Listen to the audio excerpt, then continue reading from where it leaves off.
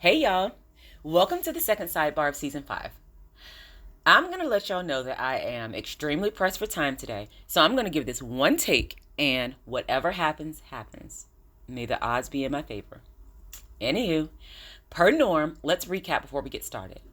The last sidebar covered episodes 1 through 6. Episodes 1 through 6 covered the beginning of Antonio's life. We learned that he lived a pretty stable life. He lived with both parents, and his father spent a lot of time molding him. Unexpectedly, Antonio's father left the home. Without all of the facts, he began to act out. Antonio felt that his mother had made an active attempt to keep him away from his father. On a random visitation day, Antonio's mother was forced to face his father after not being able to find her keys. She dropped a bomb that day. She had made his father leave because he had an entire family on the side. Even with the benefit of the truth, Antonio still felt that his mother had betrayed them both by not looking the other way. After continuing to get into trouble, Antonio got dropped off at Brenda's apartment in the projects. Brenda, his father's girlfriend. While there, he started to formulate relationships with Brenda. He also began to make drug runs for Brenda. After a few days, his father showed up, but he was much different than the father he thought he knew. After a violent altercation with Brenda, Antonio's father left. He got into an accident and passed away that night. Antonio continued his relationship with Brenda and got more involved in her drug business. He finally gets into big trouble, and his mother sends him to Brenda's for good. She does give him the option to come home when he's ready to cooperate.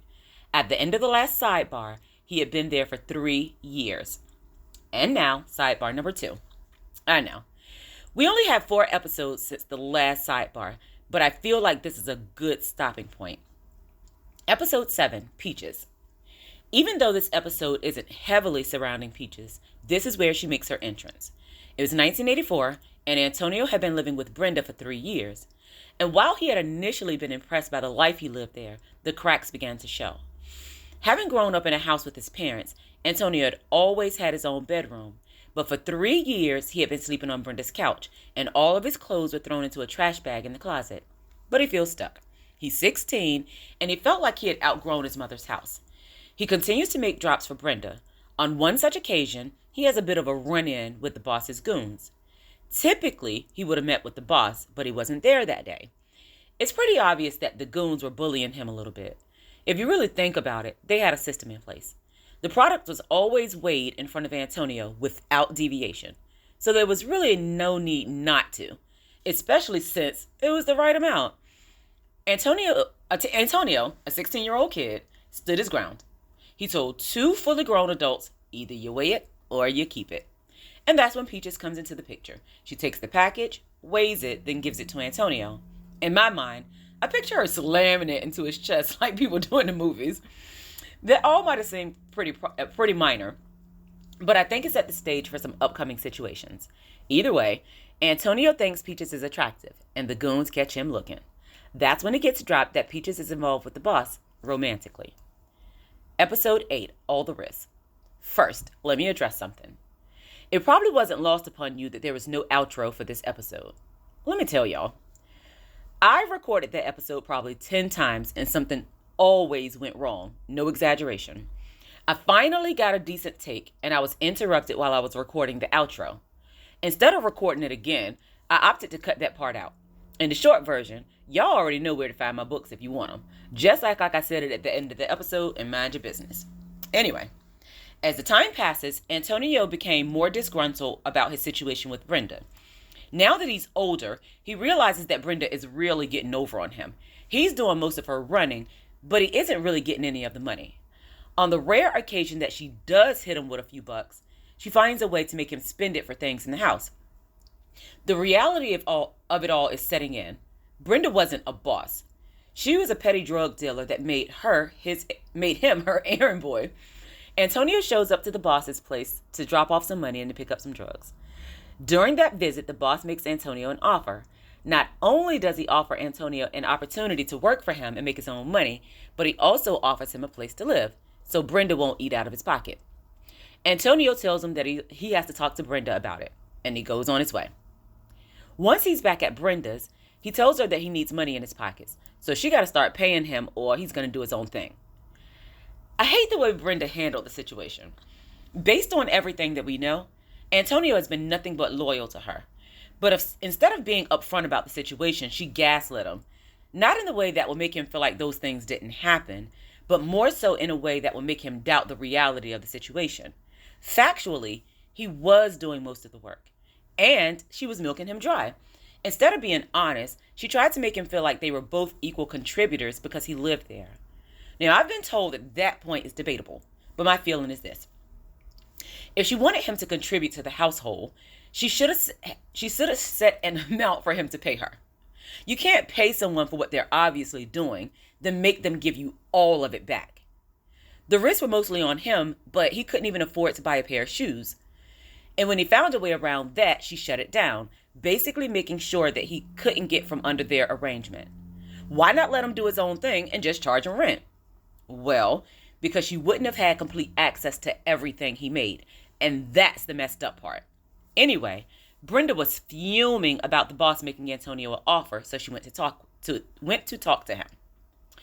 The details of the conversation weren't made clear at that point, but we know that Brenda likely felt defeated when she returned. She wanted to have an honest conversation about the boss, but that would require her to be honest about herself. That's when Antonio learns that his mother had been giving Brenda money for him. That's what did it for him. He was obviously struggling there, which was a part of what his mother wanted. But you really took all the money and didn't even buy that boy a pair of shoes? Let's be honest. Brenda was living in the projects in 1984. Her rent was probably $37. Anyway, Antonio was angry enough to go his own way. Brenda said, "If you go over there, you can't come back here." And Antonio replies, "I won't." Episode 9, Reality. Brenda had some mess with her, but Antonio quickly learned that her concerns weren't completely without merit. He learned that the goons weren't just a couple of older guys that hung around. They were killers. That terrified him because he realized that he had stepped on their toes. That worked in Antonio's favor, though. Everybody thought that he had bravely stood up to some killers, but he had no idea. During that first week, he also learned that Peaches, who was romantically involved with the boss, was only 16. The boss was 23. And as if that wasn't bad enough, he was beating her, taking her money, and sleeping with other women while she was right there in the house. But Peaches was rebellious. She was always standing up to the boss, and that led to her getting beat. He also learned that Peaches was well-versed in the drug world, and that impressed him. Antonio felt bad about what Peaches was going through, but he didn't feel that there was anything he could do. He did, however, feel like it wasn't the place for him. So he decided to go back and make amends with Brenda. But when he got there, Brenda's next-door neighbor told him that Brenda had died of a drug overdose, and the girls had been taken in by the state. Antonio was only 16 years old, so it was really nothing he could do. Episode 10, Unexpected Turn. This book was written a few months ago, so I'm just rereading some of the things for the first time. Episode 10 starts with Antonio saying, "Brenda was dead." Months later, that feels so cold and detached. But to the point, Brenda was dead. Not only was she dead, which was a blow on its own, but Antonio was grappling with all of the surrounding things. First, he was taken aback by the fact that Brenda had died of an overdose. Antonio hadn't ever known Brenda to do drugs. That feeling was further complicated by the idea that she may have turned to drugs after he left. Antonio, now, I know you're 16, but read the room. That lady ain't started doing no drugs because she moved out. And after just 1 week, too. Anyway, it was also the fact that his sisters had to go into the system. Antonio cried all the way back to the boss's house. When he got there, Peaches and the boss were involved in a fight. That made things worse because that was one of the things he wanted to talk to Brenda about. The boss hugs him and offers emotional support. Antonio goes to his bedroom to review his options. He starts to wonder if he should just cut his losses and go home. But Peaches walks into his room without knocking. She flirts with him real heavy too, and then she offers him a proposition. She proposes that they leave the boss to do their own thing. But she doesn't just offer this up just as a partnership. Peaches was like, "I see you looking. Let me show you how to be the man I need." And she was honest about the fact that it worked to her advantage. But she also let Antonio know that she understood what she brought to the table. And if he wasn't sold on that idea, Peaches let Antonio know who he was dealing with. Brenda didn't die of an overdose. She didn't just die of an overdose. The goons stuck a needle in her arm at the boss's request. He did that because Brenda threatened to talk to Antonio's mom about making him go home. That makes a lot of this really messed up.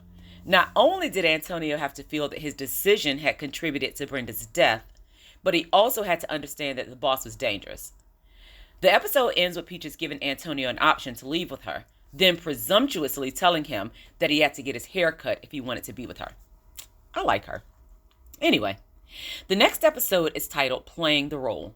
This is where Antonio starts to build his relationship with Peaches. We'll let some more build up, and then we'll catch up on the next sidebar with Chinney. Thank you so much for listening. Make sure to follow Chinney Tells a Story on Facebook and Instagram. I'd love to hear from you.